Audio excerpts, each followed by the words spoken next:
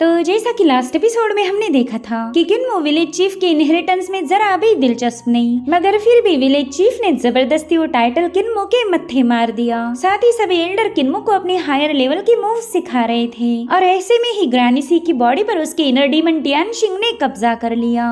वो अपनी खूबसूरत अदाएं और चार्म टेक्निक का यूज कर रही थी, जिसके चलते कोई भी एल्डर उसे रोक नहीं पाता। लेकिन ये काम कर दिखाया एल्डर ब्लाइंड ने। उन्होंने जैसे तैसे ग्रैनी सी को काबू कर लिया। अब आगे तो इस एपिसोड की शुरुआत उसी सीन से होती जहाँ पर एल्डर ब्लाइंड ने ग्रैनी सी को सप्रेस किया। अभी देखकर ही टियानशिंग को तो काफी ज्यादा गुस्सा आ रहा था। वो एल्डर ब्लाइंड से कह रहा था कि अंधे शुक्र मना कि मेरी वाइफ फिलहाल कमजोर है, यही रीजन है कि मैं तेरे सामने थोड़ा सा कमजोर पड़ गया, वरना अभी तुझे तेरी औकात याद दिला देता। वैसे भी अगर ताकत की बात की जाए तो तुम मेरे सामने कुछ भी नहीं। अब ये सुनते साथ ही एल्डर ब्लाइंड उससे कहने लगे कि जब तू जिंदा था तब भी हमारा कभी मुकाबला नहीं हुआ, तो फिर तू ये दावे के साथ कैसे कह सकता है कि तू मुझसे पावरफुल है। अब टियानशिंग के पास तो इसका कोई जवाब नहीं था और उतने में उस पर काफी हेवी प्रेशर रिलीज होने लगा। साथ ही साथ एक फॉर्मेशन एक्टिवेट होते हुए टियानशिंग को जकड़ लेता है। दरअसल एल्डर माँ ने उसे अपने जाल में फंसा लिया था और वो भी ऐसा इसलिए कर पाए क्योंकि टियानशिंग फिलहाल अपने असली फॉर्म में था। अगर वो ग्रैनी सी के फॉर्म में होता तो एल्डर माँ भी उस पर अटैक नहीं करते। वेल यहाँ पर जो गोल्डन लाइट रिलीज हो रही थी उसमें टियानशिंग बुरी तरह से तड़पने लगा। ऐसा लग रहा था कि मानो उसके साथ कोई एग्जॉसिज्म परफॉर्म किया जा रहा। तब तक ग्रैनी सी की जो ओल्ड एज बॉडी थी उसे भी वहाँ पर लाया जाता है। अब उस बॉडी को देखते साथ ही टियानशिंग कहने लगा कि ना, मैं इसे एक्सेप्ट नहीं करता, मैं अब इस बॉडी को छोड़ने के लिए बिल्कुल भी तैयार नहीं हूँ। लेकिन यहाँ पर कौन ही भला उसकी सुनने वाला था। लेकिन टियानशिंग अभी भी हार मानने के लिए तैयार नहीं। वो अपने पावर्स को रिलीज करते हुए इस फॉर्मेशन से आजाद होने की कोशिश करने लगा। साथ ही झिपरा ये भी बोल रहा था कि मैं इस दुनिया की सबसे खूबसूरत औरत हूँ, तुम लोग इस डरावनी सी बुढ़िया के फॉर्म में मुझे ट्रैप नहीं कर सकते, ये तो मेरी खूबसूरती का अपमान है। मेरी कई सारी ख्वाहिशें हैं जिसे तुम लोग दबाना चाहते। मैं इस दुनिया के सबसे खूबसूरत कपड़े पहनना चाहती हूँ और फिर मैं साजो सिंगार करके इस दुनिया में जितने भी मर्द हैं उन सबके दिलों पर राज करूंगी। वैसे इस टियानशिंग की ख्वाहिशें कुछ ज्यादा ही जनाना है। ये बंदा अच्छा खासा मर्द था लेकिन फिर भी इसे औरत बनने का शौक चढ़ा है, मगर इसकी सारी ख्वाहिशें दोबारा से उसी ओल्ड बॉडी में ट्रैप हो गई। इन लोगों ने जैसे तैसे ग्रैनी सी को बचा लिया था, वरना टियानशिंग तो इस बार अपने पक्के इरादों के साथ आया था। चलो ये तो अच्छा हुआ कि एल्डर माँ ने अपनी प्यूरिफाइंग टेक्निक का इस्तेमाल करते हुए इसे जैसे तैसे सप्रेस कर दिया। लेकिन ये मुसीबत अभी तक टली नहीं थी और ये बात विलेज के सभी एल्डर्स जान चुके हैं। एल्डर ब्लाइंड सबको बता रहे थे कि इस बार तो सेक्ट मास्टर टियानशिंग ने बड़ी आसानी से ग्रैनी सी की बॉडी पर कब्जा किया, यानी कि उस बंदे ने ऑलरेडी कल्टीवेशन की लाइफ एंड डेथ रैल्म पर ब्रेक थ्रू कर लिया है। इसी वजह से तो वो इतना ज्यादा ओवर पावर बन गया। रही बात ग्रैनी सी की तो पूरी तरह से कमजोर है और अगर ऐसा ही चलता रहा तो जल्दी सेक्ट मास्टर टियानशिंग ग्रैनी सी की बॉडी के साथ पूरी तरह से मर्ज हो जाएगा। फिर तो ये प्यूरिफिकेशन टेक्निक भी उस पर कोई असर नहीं दिखाने वाली। वो ग्रैनी सी का पूरा कंट्रोल अपने हाथ में लेते हुए उसकी बॉडी का मास्टर बन जाएगा। इसी जिस्म पर कब्जा करने के लिए तो उसने इतने साल इंतजार किया है, इसलिए वो ये मौका हाथ से जाने नहीं देगा। वेल यहाँ पर किन्मो को भी ग्रैनी सी की काफी ज्यादा फिक्र हो रही थी। उतने में विलेज चीफ सभी को बताने लगे कि अगर टियानशिंग ने ग्रैनी सी की बॉडी पर पूरा कंट्रोल ले लिया तो कल्टीवेशन की डिवाइन ब्रिज रल्म के पिक पर पहुंचने वाला ग्रैंड डीमन मास्टर बन जाएगा। तुम लोग तो इमेजिन भी नहीं कर सकते फिर टियानशिंग कितना ज्यादा पावरफुल बनेगा।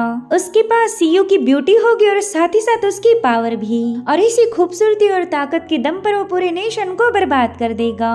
उसने कहा था कि वो इस दुनिया के हर एक मर्द के दिल पर राज करना चाहता। इसका मतलब तो ये हुआ कि टियानशिंग इस दुनिया का रूलर बनना चाहता है और अगर ये बॉडी मर्जिंग पूरी हुई तो फिर एम्परर भी उसे रोक नहीं सकता। इनफैक्ट जो यांगकांग नेशन खुद को सबसे ज्यादा ताकतवर मानता आया वो भी टियानशिंग के सामने सीधा घुटनों पर आएगा, चाहे फिर वो यांगकांग का एम्परर हो या फिर वहाँ का इंपीरियल एडवाइजर हो। ये दोनों भी टियानशिंग के पाँव की जूती बन जाएंगे। इसलिए हमें कुछ भी करके टियानशिंग को सप्रेस करना ही होगा, उसके अलावा हमारे पास और कोई ऑप्शन नहीं। मगर अफसोस की बात तो ये है कि ये काम हम में से कोई भी नहीं कर सकता। सकता। जैसे ही ग्रैनी सी अपने असली फॉर्म में आएंगी हम पूरी तरह से उसके कंट्रोल में जाएंगे। और उतने में एल्डर माँ बताने लगी कि ये काम एक बंदा कर सकता है। मेरे ख्याल से साउंड थंडरक्लैप सेट का मास्टर रुलाई टियानशिंग की सोल को सप्रेस कर पाएगा। मैं अभी इसी वक्त ग्रैनी सी को वहाँ पर लेके जाता हूँ। दरअसल ये थंडरक्लैप साउंड सेट एल्डर माँ का पुराना फैक्शन था, मगर कुछ वजह ऐसी हो गई कि एल्डर माँ को उस फैक्शन को छोड़ना पड़ गया। साथ ही एल्डर लेम एल्डर माँ को याद दिलाने लगे कि पिछली बार तुमने अपना कटा हुआ हाथ क्लेम करने के लिए उस माउंटेन पर तबाही मचा दी। उस दिन तो शुमी माउंटेन के हर एक मॉन्क ने तुम्हारे हाथों मार खाया। तो क्या तुम्हें वाकई ऐसा लगता है कि वो बुढ़ा रुलाई तुम्हारी मदद करेगा? भले ही तुम उसके पुराने डिसाइपल हो, लेकिन वो बंदा तुमसे ग्रज रखता है। तभी एल्डर माँ कहते कि ऑफ कोर्स वो मेरी मदद करेगा। दरअसल मास्टर रुलाई डीमंस को सबड्यू करने के बाद ही अपनी मेरिट्स को हासिल करता है। अगर उसने टियानशिंग जैसे पावरफुल डीमन को सप्रेस किया तो उसे अच्छी खासी मेरिट मिलेगी। आफ्टर ऑल ली टियानशिंग एक ग्रेट डीमन है, उसे हराना भला कौन सा मॉन्क नहीं चाहेगा। इतना ही नहीं, वो टियानशिंग को हराने के बाद अपनी कल्टीवेशन को भी एडवांस कर पाएगा। इसी वजह से मुझे नहीं लगता कि मास्टर रुलाई हमें मना करने वाला है। ये एक ऐसी डील होगी जिसमें उसका भी फायदा और हमारा भी फायदा। नुकसान होगा तो सिर्फ कल्ट मास्टर टियानशिंग का। अब ये सारी बातें सुनते साथ ही विलेज चीफ ने अपना फैसला सुनाया। वो कह रहे थे कि हम ग्रेट थंडर साउंड सेक्ट जरूर जाएंगे। बस एक बात याद रखो कि तुम लोग उस सेक्ट को वाइप आउट करने नहीं जा रहे, बल्कि तुम उनसे मदद मांगने जा रहे हो, इसलिए तुम इससे पेश आना। और हाँ, मैं ज्यादा लोगों को नहीं भेजने वाला, जिसके बाद हम ड्रैगन किल इनको देख पाते हैं। दरअसल विलेज चीफ ने इस मिशन के लिए बहुत ही कम लोगों का सिलेक्शन किया था। दरअसल विलेज चीफ को बाकी के बुड्ढों पर भरोसा नहीं था, क्या पता वहाँ जाकर ये लोग थंडर साउंड सेक्ट को पूरी तरह से वाइप आउट कर दे। दरअसल उन्होंने ग्रैनी सी के साथ किन्मो, एल्डर ब्लाइंड और एल्डर माँ को भेज दिया था। साथ ही विलेज चीफ ने उन्हें स्ट्रिक्टली बताया है कि कुछ भी करके उन्हें इस मिशन को कंप्लीट करना होगा। ली टियानशिंग का सप्रेस होना काफी ज्यादा इम्पोर्टेंट है। अगर ऐसा नहीं हुआ और ये लोग फेल हुए तो पूरी दुनिया में केओस मचेगा। विलेज चीफ ने इन लोगों को स्ट्रिक्ट वार्निंग दी थी, यानी कि ये सिचुएशन काफी ज्यादा डिफिकल्ट है। इधर किन्मो दिल ही दिल में कहने लगा कि आज हम ग्रेट थंडर साउंड सेक्ट को विजिट करेंगे, जिसे हजारों सालों पहले शुमी माउंटेन पर एस्टेब्लिश किया गया था। लेजेंड्स के according great thunder sound sect काफी ज्यादा पावरफुल है। ऐसा कहा जाता कि जब देवताओं ने ग्रेट रूइंस को पूरी तरह से बर्बाद किया, उस वक्त शुमी माउंटेन भी उनकी चपेट में आने वाला था। आफ्टर ऑल शुमी माउंटेन हमारे ग्रेट रूइन से काफी ज्यादा नजदीक है, मगर देवताओं ने तो इस शुमी माउंटेन को छूने की भी जरूरत नहीं दिखाई, वरना तो आज शुमी माउंटेन भी ग्रेट डाचू जैसा बर्बाद रहता। ये तो हो गई एंशिएंट टाइम्स की बात, लेकिन देवताओं ने एक बार फिर से ग्रेट थंडर साउंड सेक्ट पर फेवर दिखाया। जब उस डार्क क्लाउड ने यांगकांग को घेर कर वहाँ पर हेवी स्नोफॉल किया, उस वक्त भी शुमी माउंटेन को कोई नुकसान नहीं पहुँचा। ऐसा लग रहा था कि वो बादल शुमी माउंटेन पर कोई तबाही करना नहीं चाहते, यानी कि कुछ तो वजह ऐसी जरूर होगी जिसके चलते देवता भी इस माउंटेन की तरफ आंख उठाकर नहीं देखते। एल्डर ब्लाइंड ने मुझे बताया था कि इस माउंटेन पर एक बहुत ही पावरफुल पर्सन है, जिसने हमेशा शू माउंटेन को गार्ड किया, और अब मुझे भी इस बात पर यकीन हो गया। अगर गॉड्स की बात की जाए तो उन्हें मॉर्टल से कोई लेना देना नहीं, मॉर्टल जिए या मरे उन्हें कोई फर्क नहीं पड़ता। तो फिर ये बेरहम गॉड शूमी माउंटेन की इतनी फिक्र कैसे कर रहे? जरूर से यहाँ पर कोई बहुत ही पावरफुल गार्डियन है, जिसे देखकर ही गॉड्स भी कांपते होंगे। और अब एक लंबा सफर तय करने के बाद फाइनली ड्रैगन किल ने ब्रेक मार लिए। वो बेचारा तो इस तरह से हाफ रहा था मानो उसने इंसानों को नहीं बल्कि भैंसों को कैरी किया है। और अब ये लोग उस माउंटेन को देखने लगे, मगर उनके सामने तो बस बुद्धा के पांव थे। ये शूमी माउंटेन इतना ज्यादा हाइटेड था कि ये लोग नीचे से उसे ठीक से देख भी नहीं पा रहे थे। और अब ये लोग माउंटेन के टॉप की तरफ निकल पड़े। इस सीन में हमें ग्रेट थंडर साउंड सेक्ट के खूबसूरत नजारे दिखाए गए। इतना ही नहीं, वहाँ मौजूद हर एक मॉन्क इन्हें ग्रेट कर रहा था, मगर उनके दिल में एक सवाल था कि माफिंग सेक्ट में वापस क्यों आया। जब लास्ट टाइम ये यहाँ आया था तब इसने यहाँ पर पूरी तबाही मचा के अपना कटा हुआ हाथ वापस से क्लेम किया।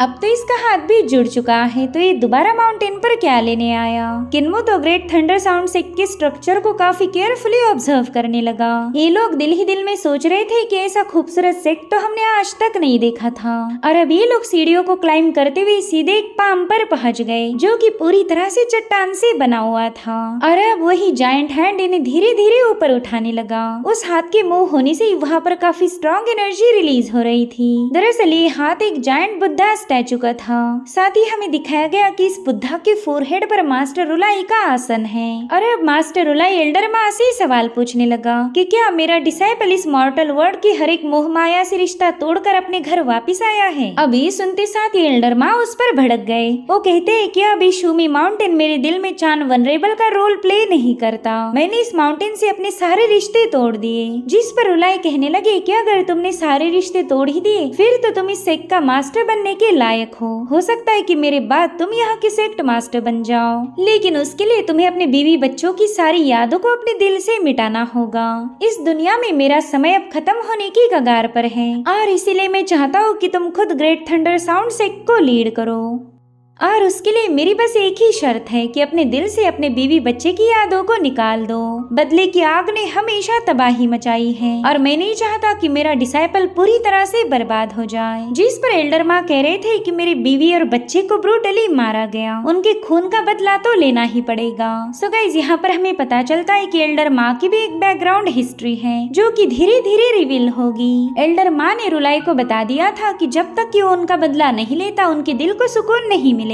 जिस पर मास्टर रुलाई कहने लगे कि तुम तो अभी भी अपने ऑब्सेशन में खोए हुए हो। ये बात तुम्हें समझ आ जानी चाहिए कि किसी भी चीज का ऑब्सेशन घातक है। जिस दिन तुमने अपना हाथ काट कर यहाँ भेजा था उस दिन मुझे ऐसा लगा था कि तुम इस दुनिया की मोह माया से आजाद हो जाओगे। सब कुछ पीछे छोड़कर तुम ग्रेट बुद्धा की पाथ पर चलना शुरू करोगे और इसी वजह से मैंने तुम्हारे कटे हुए हाथ को 1000 वेनरेबल पगोड़ा में सील कर दिया। मुझे उम्मीद थी कि एक दिन जरूर से तुम यहाँ पर वापिस आओगे और उतने में वो जगह शेक होते हुए 1000 वेनरेबल पगोड़ा इनके सामने अपीयर हुआ। दरअसल ये pagoda great thunder sound sect का सबसे पावरफुल ट्रेजर था। इसके अंदर इस फैक्शन के न जाने कितने ही सारे वेनरेबल्स की मूर्तियां हैं। यहाँ पर मास्टर रुलाई एल्डर माँ को याद दिला रहे थे कि हम दोनों के दरमियान अभी भी मास्टर और डिसाइपल का बॉन्ड है। तुम्हारे ना बोलने से रिश्ता टूट नहीं सकता। जो सुनते साथ एल्डर माँ उस पर भड़क गए। वो कह रहे थे कि अगर एक बार फिर से तुमने मास्टर और डिसाइपल के रिश्ते की बात की तो मैं तुम्हारे ग्रेट थंडर साउंड सेक्ट को खून से रंग दूंगा। यहाँ पर लाशों के ढेर लग जाएंगे। वेल यहाँ पर एल्डर माँ काफी ज्यादा गुस्से में थे और मास्टर रुलाई खामोश। किन्मो भी समझ गया कि ये टॉपिक तो कहीं और ही भटकता जा रहा, इसलिए वो आगे जाकर मास्टर रुलाई से कहने लगा कि मेरे डाविस दोस्त, दरअसल यहाँ पर हम किसी और ही सिलसिले में आए हैं और ये मैटर वाकई काफी ज्यादा इम्पोर्टेंट है। जिस पर मास्टर रुलाई कह रहा था कि कल्ट मास्टर किन्मो, हम दोनों के दरमियान भी एक बहुत ही डीप कार्मिक बॉन्ड है। तुम्हें मेरे कंखारा स्टाफ के बारे में तो पता ही होगा। दरअसल वो वेपन मैंने अपने डिसाइपल के लिए अपने हाथों से फोर्ज किया था, लेकिन किस्मत का खेल देखो कि उस डीमन टेम्पल से वो कंखारा वेपन तुम्हें मिल गया। इस पर से ऐसा लगता है कि शायद किस्मत चाहती थी कि हम दोनों भी मास्टर और डिसाइपल बने। इनफैक्ट जब मुझे पता चला कि कंखारा तुम्हारे पास है तब मैंने सोचा था कि मैं ग्रेट डाचू की रूइंस को विजिट करूंगा ताकि तुम्हें अपने साथ ले जा सकूं। उस वक्त तो मैंने तुम्हें डिसाइपल बनाने का फैसला कर ही लिया था, लेकिन शायद किस्मत के कुछ और ही प्लान्स होंगे। जब हमारी मुलाकात हुई तब तक तुम ऑलरेडी हेवनली डीमन सेक्ट के कल्ट मास्टर बन चुके थे। जिस पर किन्मो कहता है मास्टर रुलाई, मेरे ख्याल से आप मेरे साथ मजाक कर रहे हो। खैर मैं यहाँ पर आपकी एक मदद मांगने आया हूँ। दरअसल हम लोग चाहते हैं कि आप एक ग्रेट डीमन को सबड्यू करो। वो डीमन कोई और नहीं बल्कि हेवनली डीमन सेक्ट का पुराना सेक्ट मास्टर ली टियानशिंग है। दरअसल इस बंदे ने खुद को एक इनर डीमन में ट्रांसफॉर्म करके वो ग्रैनी सी के माइंड स्पेस में छुप गया था और उतने में थंडर साउंड सेक्ट का एक मास्टर रूल ऐसे कहने लगा कि बुढ़िया कोई और नहीं बल्कि हेवनली डीमन सेक्ट की फॉर्मर होली मेडन सीयू है, वही बंदी जिसने शादी की पहली रात अपने ही पति का खून कर दिया। ये तो खुद ही एक ईवल डीमन है, तो इसे डीमन के चुंगल से आजाद कैसे किया जाए। और वैसे भी हेवनली डीमन सेक्ट का इंटरनल अफेयर है, मुझे नहीं लगता कि हमने इसमें इंटरफेयर करना चाहिए। हम तो राइचस पाथ के फॉलोअर हैं, तो भला हम डीमंस के रास्ते में टांग क्यों उड़ाएंगे। जिस पर मास्टर रुलाई जवाब देते हुए कहने लगा कि इस दुनिया की हर एक लिविंग बीइंग इक्वल है और अगर डीमंस की बात की जाए तो वो भी लिविंग बीइंग है। साथ ही हेवनली डीमन सेक्ट का मास्टर किन्मो खुद हमसे मदद मांगने आया है, तो ये मेरा कर्तव्य है कि मैं उसकी मदद करूं। और अब रूलाई उस स्टैचू से नीचे आकर ग्रैनी से इसे कहने लगे कि क्या मैं तुम्हारा असली चेहरा देख सकता हूँ। अब ये सुनते साथ ही सभी लोग शॉक हो गए। किन्मो तुरंत ही उनसे कहने लगा कि मास्टर रूलाई, अगर मैं आपकी जगह होता तो कभी भी ऐसी ख्वाहिश ना करता। साथ ही एल्डर ब्लाइंड ब्लाइंड भी मास्टर रुलाई से कहने लगे कि ग्रैनी सी का असली चेहरा देखने की कोई जरूरत नहीं। अगर ये अपने असली फॉर्म में आ गई तो माउंटेन पे मौजूद हर एक बंदे की कल्टीवेशन को डिस्टर्ब कर देगी। इसकी खूबसूरती के सामने हर एक मर्द फीका पड़ जाता है। तो मुझे बताए, क्या आप वाकई ऐसा चाहते हो कि आपके मॉन्ग कल्टीवेशन छोड़कर एक औरत के पीछे लग जाए? जिस पर मास्टर रुलाई बताने लगे कि लव और डिजायर बस एक इल्यूजन है। इनफैक्ट इस दुनिया की सबसे खूबसूरत औरत भी बस असल में एक हड्डियों का ढांचा है। अगर उसके खूबसूरत मांस को हटाया जाए तो अंदर बस तुम्हें हड्डियां मिलेगी। और यही सच्चाई मैं ली टियानशिंग को बताना चाहता हूँ। टियानशिंग को एनलाइटन करने में मुझे खुशी मिलेगी और ये काम तभी हो सकता है जब मैं होली मेडन सीयू का असली चेहरा देखूं। तभी जाकर मैं टियानशिंग तक पहुंच पाऊंगा। ली टियानशिंग लव और डिजायर से पूरी तरह से ऑब्सेस्ड था और इसी वजह से वो एक इनर डीमन बना। लव और डिजायर ही उसके जन्म का कारण है और इसी वजह से मुझे उस खूबसूरत औरत को तो देखना ही पड़ेगा। साथ ही रुलाई ने अपने सभी डिसाइपल्स को हुक्म दिया कि जिसकी भी कल्टीवेशन स्ट्रांग नहीं है वो अपना मुंह फेर दो। कोई भी होली मेडन सीयू के चेहरे को नहीं देखेगा। तो मॉन्क्स के साथ साथ किन्मो और उसके साथियों ने भी अपना मुंह फेर लिया। इनफैक्ट ड्रैगन किलिन भी एक बीस्ट होने के बावजूद इस खूबसूरती से बचना चाहता था। और अब जैसे ही सभी लोगों ने अपने मुंह फेरे, एल्डर ब्लाइंड तुरंत ही ग्रैनी सी पर लगाया और सील हटा देते हैं। उनके ऐसा करते साथ ही ग्रैनी सी की बॉडी फटकर वहाँ पर एक जोरदार एक्सप्लोजन हो गया और फिर फूलों की पंखुड़ियां बिखरते हुए ग्रैनी सी की बॉडी से होली मेडन बाहर आ गई। उसने तो वहां आते साथ ही मास्टर रुलाई पर अपने जलवे बिखेरना शुरू कर दिए। वो उससे पूछ रही थी कि बताओ क्या मैं खूबसूरत नहीं हूँ? तो मास्टर रुलाई उसे समझाने लगे कि टियानशिंग, तुम जिस फिजिकल बॉडी के साथ इतने ज्यादा ऑब्सेस्ड हो, दरअसल वो असली खूबसूरती नहीं हो सकती। ये तो बस एक चमड़ी है और तुम्हें उसी से ऑब्सेशन हो गया। अगर तुम्हें मेरी बातों पर यकीन नहीं तो तुमने फूल, पत्थर, बीस्ट और परिंदों से सवाल पूछना चाहिए कि उन्हें तुम्हारी खूबसूरती कैसे लगती है। मैं ये बात दावे के साथ कह सकता हूँ कि उन्हें तुम्हारी खूबसूरती से कोई फर्क नहीं पड़ता। वहीं पर ड्रैगन किलिन सोच रहा था कि अरे मैं एक बीस्ट हूँ लेकिन मुझे इसकी खूबसूरती से फर्क पड़ता है, इसलिए तो मैंने अपना मुंह फेर लिया। साथ ही मास्टर रुलाई होली मेडन सीयू को बताने लगे कि तुम भले ही काफी ज्यादा खूबसूरत हो लेकिन तुम्हारी खूबसूरती को बस इंसान ही देख सकते, बाकी इस नेचर पर तुम्हारी इस खूबसूरती का कोई असर नहीं होता। अगर तुम इस दुनिया की हर एक चीज को इन्फ्लुएंस कर पाती तो हो सकता है कि मैं भी तुम्हें रिस्पेक्ट देता, लेकिन तुम्हारी खूबसूरती से इंसानों के अलावा और किसी को कोई फर्क नहीं पड़ता। इसलिए प्लीज खुद को अल्टीमेट ब्यूटी समझना बंद करो। जिस पर टियानशिंग अपने औरतों वाले अंदाज में कहने लगा कि मास्टर रुलाई, इस दुनिया में 10,000 पाथ्स हैं, तो मेरे हेवनली डीमन सेक्ट ने उन्हीं में से एक ह्यूमैनिटी की पाथ चुनी और तुम्हारे चान मॉन्क्स का ये दावा है कि उन्होंने 10,000 पाथ को पूरी तरह से एम्ब्रेस कर लिया। लेकिन क्या तुम लोग उन सारी पाथ को मास्टर कर पाओगे? इसी वजह से तुम भी खुद को सबसे ज्यादा पावरफुल समझने की गलती मत करना। वेल यहाँ पर टियानशिंग मास्टर रुलाई के साथ काफी ज्यादा फ्लर्ट कर रहा था और रुलाई से पूछता है कि बताओ तुम्हारे पास ऐसी कौन सी स्किल है जिसका यूज करके तुम मुझे सबड्यू करोगे। अब यहाँ पर मास्टर रुलाई पूरी तरह से खामोश थे तो टियानशिंग अपने कमसीन आवाज में उनसे पूछने लगा कि बता भी दो तुम मुझे कैसे सबड्यू करोगे। अब ये सुनते साथ ही मास्टर रुलाई ने उसके हाथ में एक मिरर थमा दिया। अब उस मिरर में अपने रिफ्लेक्शन को देखकर टियानशिंग कहने लगा कि मैं तो वाकई एक पियरलेस ब्यूटी हूँ। इनफैक्ट मुझे तो खुद का चेहरा देखकर ही खुद से प्यार हो गया, तो भला एक मर्द मेरे सामने कब तक ही टिक पाएगा। तो रुलाई उससे कहते हैं कि जरा मिरर को पलटकर अपना असली रिफ्लेक्शन देखो। अब जैसे टियानशिंग ने उस मिरर को पलटा उसे अपने सामने एक स्केलेटन नजर आ रहा था। मास्टर रुलाई उसे बता रहे थे कि हो सकता है तुम पियरलेस ब्यूटी हो, मगर जैसे तुम्हारी जिंदगी खत्म होगी तुम मामूली सा हड्डियों का ढांचा बन जाओगी और यही तुम्हारी असलियत है। तो बताओ क्या अब इस स्केलेटन को देखकर तुम्हें वाकई ऐसा लगता है कि तुम खूबसूरत हो? तो टियानशिंग उस मिरर को फेंक कर हंसते हुए कहने लगा कि ये तो बस एक मामूली सी इल्यूजन ट्रिक है, ऐसी फालतू की चीजें दिखाकर तुम मुझे उल्लू नहीं बना सकते। ये हड्डियों का ढांचा, मिट्टी का जिस्म, ये सारी बातें मैं ऑलरेडी सुन चुकी हूँ। ऐसे 2 टके के भाषण पेल कर तुम मुझे इनलाइटन नहीं कर सकते। ओल्ड रुलाई, तुम्हें इस मॉर्टल वर्ल्ड से कोई लेना देना नहीं, लेकिन मैं तुम्हारी जैसी सोच नहीं रखती। मैं तो अपनी जिंदगी के मजे उठाना चाहती हूँ, एक ऐसी खुशनुमा जिंदगी जो ब्राइट और फियर्स हो। दुनिया का हर एक मर्द मेरे सामने अपना सिर झुकाए, यही मेरे लिए काफी हो जाएगा।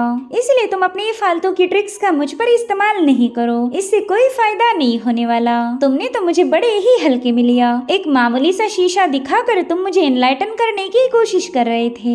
कहीं ऐसा ना हो कि मुझे एनलाइटन करने के चक्कर में तुम ही मेरे आशिक बन जाओ। अगर ऐसा हुआ तो मैं सच बता रही, मैं तुम्हारा दिल तोड़ दूंगी। क्यों ना अब मैं तुम्हारे सेट को एक चक्कर लगा के आऊं। देखते ही तुम्हारे कितने मॉन्क मेरे जाल में फंसने से बच जाएंगे। हो सकता है कि तुम मुझे इनलाइटन करने की बजाय मैं ही तुम्हारे सेट के हर एक बंदे को इनलाइटन कर दूं। अगर तुम्हारे इस ग्रेट थंडर साउंड सेट को मैंने आशिकों का अड्डा नहीं बनाया तो मेरा नाम बदल देना।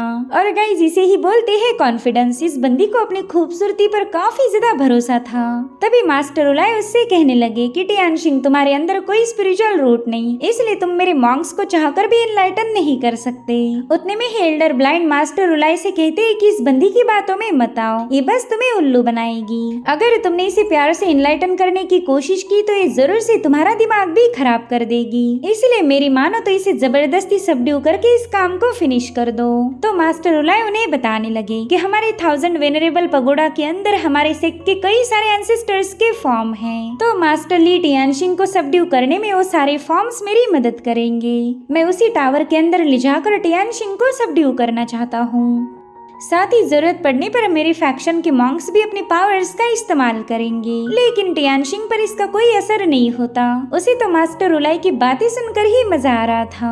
और अब मास्टर उलाय ने अपने 1000 वेनरेबल पगोडा की पावर को एक्टिवेट कर लिया। साथ ही उन्होंने होली मेडन सीयू को टावर में एंटर करने का हुक्म दिया था। वो उसे बता रहे थे कि इसी टावर के अंदर तुम्हारे प्यूरिफिकेशन को कंप्लीट किया जाएगा। जो सुनते साथ ही होली मेडन सीयू भी बड़े ही मजे के साथ टावर के अंदर पहुंच गई। उसे तो यहाँ पर आने के बाद काफी ज्यादा हंसी आ रही थी, क्योंकि वो जानती है कि मास्टर उलाय उसके सामने फेल हो जाएगा। और अब उसकी बॉडी से बहुत ही स्ट्रॉन्ग इवल एनर्जी रिलीज होने लगी। लेकिन उसी वक्त 1000 वेनरेबल पगोडा भी एक्टिवेट हो जाता है और यहाँ पर हमें न जाने कितने सारे गोल्डन मॉन्क्स दिखाए गए। दरअसल इसी 1000 साउंड सेक्ट के एंसेस्टर के स्टैचूज थे। हम देख पाते हैं कि उन सभी स्टैचूज के आसपास प्यूरिफाइंग स्पेल्स फ्लोट हो रहे। टियानशिंग कह रहा था कि अरे वाह, ये नजारा तो वाकई काफी ज्यादा खूबसूरत है। मुझे तो लगा ही नहीं था कि ग्रेट थंडर साउंड सेक्ट मेरी इतनी ज्यादा रिस्पेक्ट करता। उसने तो अपनी हर एक गोल्डन बॉडी और सीक्रेट ट्रेजर को यहाँ पर लाया ताकि मेरा प्रॉपरली स्वागत किया जाए। अरे हाँ, मैं तो भूल ही गई, मैं तो एक पियरलेस ब्यूटी हूँ। इतनी रिस्पेक्ट तो मैं डिजर्व करती ही थी। और उतने में वो सारे प्यूरिफिकेशन स्पेल्स सीयू को जकड़ने की कोशिश करने लगे, मगर सीयू ने तो बड़े ही कूल अंदाज में उन सभी स्पेल्स को डिस्ट्रॉय कर दिया। वो मास्टर उलाय से कह रही थी कि तुम्हारी ये पावर मुझे होल्ड नहीं कर सकती। और फिर वो गुस्से में कहने लगी कि अगर तुम्हें वाकई ऐसा लगा था कि यहाँ पर लाने के बाद तुम मुझे सबड्यू करोगे तो फिर तुमने हेवनली डीमन सेक्ट के मास्टर का अपमान किया है। मुझे इस बेकार से टावर में नहीं रुकना, मैं तो यहाँ से निकल पड़ी और कोई भी इस लेडी को होल्ड नहीं कर सकता। मगर उतने में मास्टर उलाय ने अपने गोल्डन पाम का इस्तेमाल करते हुए टियानशिंग को वहीं पर सप्रेस कर दिया। साथ ही वो किन्मो को बता रहे थे कि इसे सबड्यू करने में वक्त लगेगा, तो मैं चाहता हूँ कि तब तक तुम हमारे ग्रेट थंडर साउंड सेक्ट को एक्सप्लोर करो। हो सकता है कि यहाँ पर रुकने के बाद सेक्ट मास्टर किन्मो के दिल में जो नफरत है वो अपने आप शांत हो जाएगी और फिर वो कुछ दिनों के लिए इस दुनिया में खून खराबा बंद कर देंगे। यानी कि मास्टर उलाय को ये लगता था कि किन्मो ही इस दुनिया की अशांति का कारण है। उसी ने इस दुनिया में खून की नदियां बहाई। अब किन्मो भी उनके मुंह लगना नहीं चाहता था, इसलिए वो सेक्ट को एक्सप्लोर करने निकल पड़ा। किन्मो जब वहाँ से गुजर रहा था तभी एक बंदे की उस पर नजर पड़ी और उसे तुरंत ही याद आता है कि उसने कुछ टाइम पहले किन्मो का मुकाबला किया था। तो तुरंत ही किन्मो को आवाज देते हुए कहने लगा कि ओए चरवाहे, तू यहाँ पर कैसे आ गया। किन्मो भी उसे देखते साथ ही काफी ज्यादा खुश हो जाता है। वो कहता है, अरे उस दिन टेम्पल में हम दोनों ने बैटल की थी, तुम्हारा नाम तो मिंगजिन है। मेरे दोस्त, तुमसे मिलकर तो कई साल बीत गए, पता नहीं इन कुछ सालों में तुमने अपनी स्किल्स को किस हद तक इम्प्रूव किया। अगर मेरे बारे में बताओ तो मैंने काफी अच्छी प्रोग्रेस की है। जिस पर मिंगजिन कहने लगा कि उस वक्त तुमने मुझे हरा दिया था, लेकिन इसका मतलब ये नहीं कि तुम दोबारा मुझे हरा पाओगे। उस वक्त तुमने मेरे थ्रोट पर अटैक किया था और मैं मुकाबला हार गया। तो उस हार के बाद मैंने अपनी कमजोरी पर काफी अच्छे से फोकस किया। मैंने लाए महायाना स्क्रिप्चर को रिवाइज किया है और उसी की मदद से अपने हर एक वीकनेस को करेक्ट कर लिया। जिस पर किन्मो कहने लगा कि हो सकता है कि उस मिस्टेक को करेक्ट करने के चक्कर में तुमने और भी कई सारे वीकनेसेस पनप लिए होंगे। एक बंदा कभी भी परफेक्ट नहीं हो सकता। जिस पर मिंगजिन कहता है कि क्यों ना फिर एक बैटल हो जाए। वेल, यहाँ पर मिंगजिन के मास्टर नहीं चाहते थे कि मिंगजिन मिंगजिन किन्मो का मुकाबला करे, लेकिन एल्डर माँ के साथ होने की वजह से उन्होंने इसकी अनुमति दे दी। और अब अगली सीन में हमें बस अटैक्स की आवाजें आने लगती हैं। कौन किस पर हमला कर रहा था ये तो दिखाया नहीं गया। और फिर काफी देर तक धूम धड़ाका होने के बाद हम मिंगजिन को फ्लोर पर देख पाते हैं। किन्मो ने एक बार फिर से उसे हरा दिया था। वो किन्मो का शुक्रिया अदा करते हुए कहने लगा कि तुमने एकदम सही पहचाना। लाए महायाना स्क्रिप्चर पर पूरी तरह से निर्भर नहीं हो सकते और ना ही उस स्क्रिप्चर को केयरलेसली अल्टर कर सकते। तो किन्मो से बताता है कि ऐसी कोई बात नहीं कि उसे चेंज नहीं किया जा सकता। दरअसल तुम्हारे पास इंसाइट और एक्सपीरियंस की कमी है और इसी वजह से तुम अपनी टेक्निक को रिफाइन नहीं कर पाते। तुम्हें ढेर सारे अपोनेंट्स को फेस करना होगा, तभी जाकर तुम ग्रेजुअली ग्रोथ करोगे। जब भी हमें खुद को बिल्डअप करना हो तब हमें कंपटीशन की जरूरत पड़ती। बंद दरवाजों के पीछे अकेले ही प्रैक्टिस करके तुम कभी तरक्की नहीं कर पाओगे। अब मिंगजिन ने तो कभी इसके बारे में सोचा ही नहीं था। तो किन्मो से बताता है कि मेरे दोस्त, बाहर की दुनिया काफी ज्यादा खूबसूरत है, तो उसे एक्सप्लोर भी करो और साथ ही अपने कल्टीवेशन को भी इम्प्रूव करो। तुम्हारे अंदर कोई कमजोरी नहीं, बस तुम्हें एक्सपीरियंस की जरूरत है। ये सब सुनकर ही मिंगजिन काफी ज्यादा सोच में पड़ गया। दरअसल वो अपने माउंटेन को छोड़कर जाना नहीं चाहता था। तो किन्मो उसके सीने को टच करते हुए उसे बताने लगा कि मास्टर रोलाई तुम्हारे दिल के अंदर है। तुम जहाँ भी जाओगे उन्हें अपने साथ कैरी करोगे। हमेशा स्क्रिप्चर जो बोलता है उसे ही फॉलो मत करो। हमने कभी भी अपने फेथ, अपने बिलीफ को एक पिंजरे में बंद नहीं रखना चाहिए। अगर तुम इसी सेक्ट में रहे तो कभी भी एक सच्चा चान वेनरेबल नहीं बन सकते। और इसी के साथ एपिसोड यहीं पर एंड हो जाता है। Thank you so much for watching. Bye bye, take care.